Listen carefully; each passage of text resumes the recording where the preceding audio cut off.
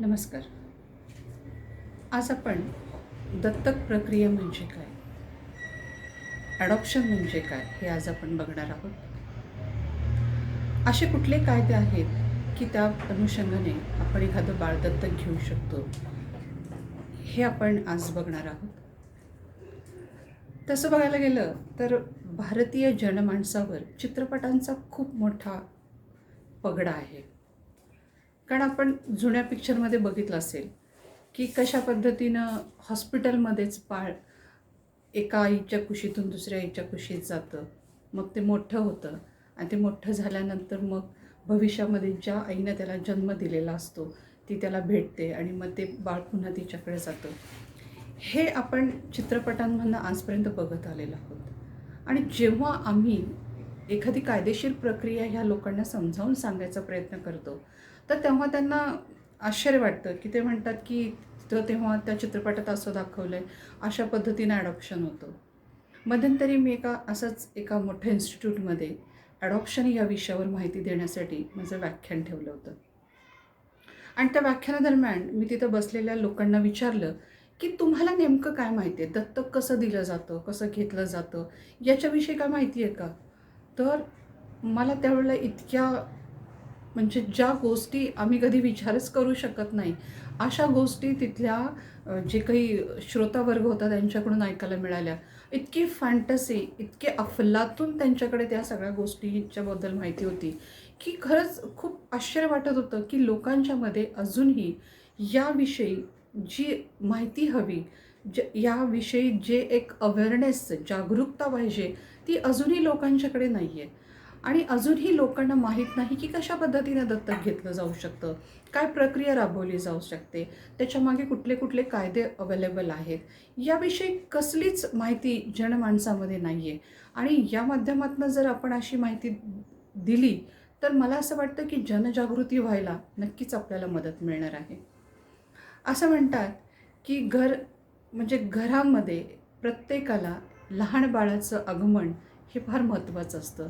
त्या लहान बाळाचं असणं, त्या लहान बाळाचं बोलणं, त्याचं रडणं, त्याच्या सगळ्या गोष्टी, त्याच्या त्या बाललीला ह्या प्रत्येकाला हव्या असतात. आणि जेव्हा आपल्याकडे लग्न होतं तर काही महिन्यानंतर, वर्षानंतर या बाळाच्या येण्याची चाहूल लागते आणि ती चाहूल नाही लागली तर मग अशा वेळेला बाळ दत्तक घेण्याव्यतिरिक्त आपल्याकडे कुठला पर्याय राहत नाही. मग दत्तक कसं घ्यायचं, काय प्रणाली अवलंबायची, कुठे जायचं, कुणाला विचारायचं, याच्याविषयी मग प्रश्न निर्माण व्हायला लागतात. विचारविनिमय कुटुंबामध्ये करायला सुरुवात होते की आपण कुठलं बाळ घेऊया, कुणाचं बाळ घेऊया. मग काही काही लोक संस्थांमध्ये जातात आणि म्हणतात की आम्हाला बाळ द्या. तर असं कधीही कुठलंही बाळ दिलं जात नाही. बाळ घेण्यासाठी काही विशिष्ट कायदे आहेत, ते माहीत होणं गरजेचं आहे. बाळ कुणाला दिलं जाऊ शकतं, बाळ घ्यायची जी काही क्रायटेरिया आहे ती कशी आहे, किंवा बाळ फक्त एक सिंगल मदर आहे म्हणजे आईच आहे किंवा वडील आहेत ते घेऊ शकतात का, किंवा तृतीयपंथी बाळ घेऊ शकतो का, किंवा बाळाच्या दरम्यान आणि बाळ आणि त्या मातापित्यांच्या दरम्यान किती वर्षाचं अंतर पाहिजे, ह्या सगळ्या गोष्टींची माहिती असणं हे फार गरजेचं आहे.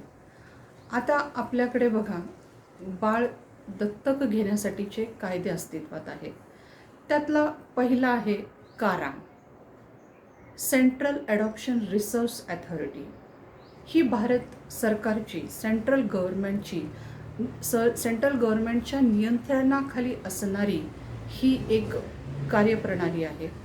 आणि या काराच्या माध्यमातून आज भारतामध्ये ज्या काही संस्था अंतर्गत मुलं आहेत, जी अनाथ आहेत, निराधार आहेत, अशा मुलांना आपण दत्तक घेऊ शकतो.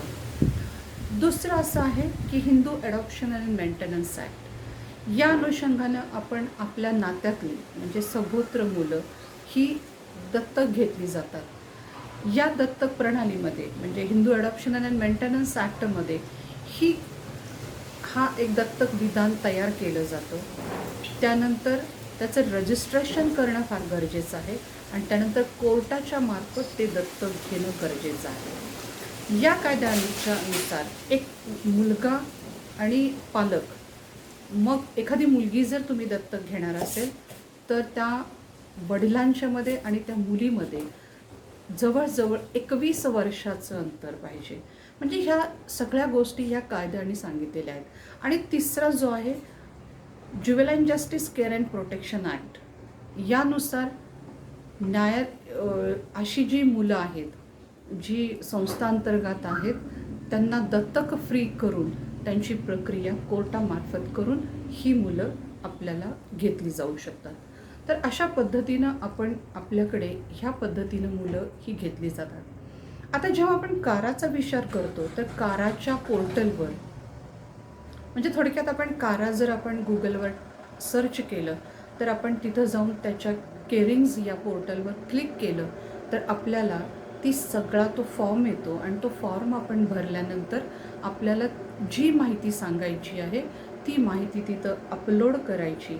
उदाहरणार्थ त्याच्यामध्ये तुमचं वय विचारलं जाईल, तुमचं एज्युकेशन काय आहे, तुमचं आर्थिक नियोजन तुम्ही काय करणार आहात, किंवा त्या मुलाच्या बाबतीत तुमच्याकडे भविष्यामध्ये आर्थिक काय उपाययोजना आहेत.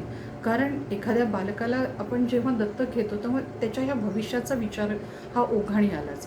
आणि जेव्हा काराच्या माध्यमातून असं आपण बालक घेतो तेव्हा कुठल्या संस्थेच्या अंतर्गत आपल्याला हे बाळ हवं आहे याची माहिती आपल्याला तिथं द्यावी लागते. आणि त्यानंतर बालकांचं सिलेक्शन होतं. मग तुम्ही सक्षम असाल पालक तर तुम्हाला संस्थेमध्ये समुपदेशनासाठी बोलवलं जातं की एखाद्या बाळाची काळजी कशी घ्यायची आहे, त्याचं संगोपन कसं करायचं आहे, तुम्हाला भविष्यात त्याच्यासोबत कसं राहायचं आहे, याची सगळी इत्थंभूत माहिती तुम्हाला संस्थांतर्गत दिली जाते. आणि त्यानंतर मग कायदेशीर प्रक्रिया पूर्ण होऊन हे बाळ आपल्याला दिलं जाऊ शकतं. आता हिंदू ॲडॉप्शन आणि मेंटेनन्स ॲक्टचा जर आपण विचार केला तर त्याच्यामध्ये क्लिअर आहे की जे कुटुंब हिंदू आहेत, ही और शी म्हणजे तिला किंवा त्याला दत्तक घेण्याचा अधिकार आहे. आणि इथं कुठंही तृतीयपंथीचा विचार केलेला नाही. आणि मला असं वाटतं की येणाऱ्या काळामध्ये ह्या कायद्यात बदल होणं गरजेचं आहे. कारण तृतीयपंथींना सुद्धा आपल्याला बाळ हवं, ते सुद्धा ह्या समाज प्रवाहात येण्यासाठी उत्सुक आहेत. तर अशा वेळेला त्यांना सुद्धा बाळ दत्तक घेण्याचा अधिकार मिळाला पाहिजे. आणि कदाचित भविष्यामध्ये आपल्याकडे त्याच्याबद्दल नक्कीच विचारमंथन होईल, कायद्यामध्ये बदल होईल आणि त्या बदलासाठी आपण तयार असणं गरजेचं आहे. पण कारामध्ये एखादा तृतीयपंथी म्हणाला की मला बाळ दत्तक घ्यायचं आहे तर तो घेऊ शकतो. पण त्याला अट अशी आहे की जर त्याने म्हणजे त्यांच्या 2 तृतीयपंथीमध्ये जर लग्न झालं असेल तर त्याला बाळ दत्तक घेता येत नाही. जर सिंगल तृतीयपंथी असेल तर त्याला बाळ दत्तक घेता येतं. त्यामुळे बघा, नको असलेलं हे नातं, नको असलेलं हे बाळ मला हवं आहे इथंपर्यंत हा प्रवास पोचलेला असतो. त्यामुळं बाळाचं आगमन, बाळाच्या येण्याची उत्सुकता ही प्रत्येक कुटुंबाला असते. आणि त्यामुळं एक चांगलं कुटुंब मिळवण्याचा अधिकार प्रत्येक बालकाला आहे, तसं ह्या दत्तक घेतलेल्या मुलाला सुद्धा आहे. तर अशा मुलाचं स्वागत आपण हे नेहमीच करायला उत्सुक असतो. पण हे बाळ घेताना तुम्ही कायदेशीर प्रक्रियाच अवलंबली पाहिजे. काराच्या वेबसाईटवर जाऊन कायदेशीर पद्धतीनंच तुम्ही बाळ दत्तक घ्या. अन्यथा कुठल्याही आमिषाला बळी पडून जर आपण बाळ दत्तक घेत असाल तर पुन्हा तुम्हाला न्यायालयीन आणि पोलिसांच्या चौकशीला सामोरं जावं लागेल. आणि कदाचित मानवी तस्करी, म्हणजे ज्याला आपण ह्युमन ट्रॅफिकिंग असं म्हणतो, तर त्याच्या कायद्याखाली आपण गुन्हेगार ठरण्याची शक्यता आहे. तर या सगळ्या गोष्टीपासून जर आपल्याला वाचायचं असेल, येणाऱ्या बाळाचं स्वागत करून आपल्याला त्याच्यासोबत आनंदानं जगायचं असेल, आपला भविष्यकाळ सुखदायी आनंददायी करायचं असेल तर कायदेशीर प्रक्रिया पूर्ण करून घेऊनच आपण बाळ दत्तक घ्यावं. मग ते बाळ तुम्ही काराच्या माध्यमातून घ्या, तुमच्या नात्यातलं बाळ असेल तर कोर्टाच्या माध्यमातून रजिस्टर करून कोर्टात ते सबमिट करून तरच ते बाळ तुम्ही आपल्याकडे घ्या.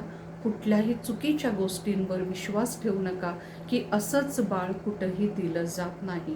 हॉस्पिटलमध्ये जन्मलेलं अनाथ बालक असेल, बेवारस बालकाला असेल तर त्याला आपल्याजवळ ठेवू नका.